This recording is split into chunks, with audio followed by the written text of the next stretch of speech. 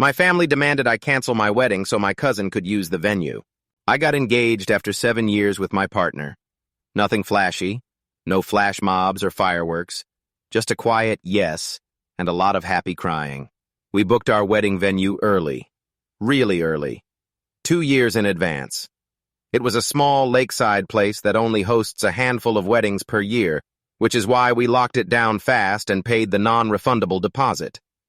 This matters, because my cousin Jenna got engaged 6 months later. Jenna is the golden child of the family.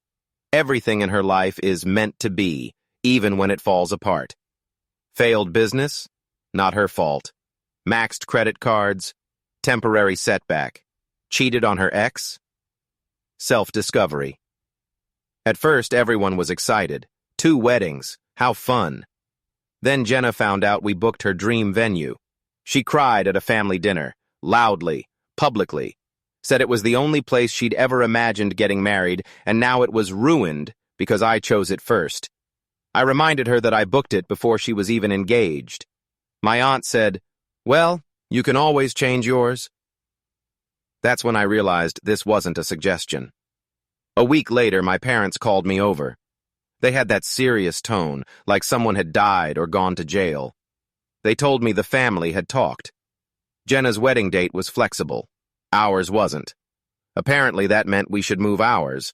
Or better yet, cancel and rebook somewhere else so Jenna could have the venue. I laughed. They didn't. My mom said, "You already got what you wanted. You're engaged. Let her have her moment." My dad added, "You don't want to start a family feud over a building." I asked who was paying back our deposit. Silence. I asked who was covering the higher cost of rebooking elsewhere. More silence. Then my aunt said, "If you really cared about family harmony, money wouldn't matter." Easy thing to say when it's not your money. I said no. That's when things escalated. Jenna messaged me daily, saying I was stealing her happiness. My aunt called me cold and selfish. My grandmother told me I'd regret choosing a party over blood. Then Jenna announced on Facebook that she had secured the venue. I called the venue immediately. Turns out my family had contacted them, claiming I had agreed to transfer the booking. I hadn't. The venue manager was furious and locked the contract so no changes could be made without me physically present and ID. When my family found out, they exploded. My mom said I embarrassed everyone. My aunt said I sabotaged Jenna's future.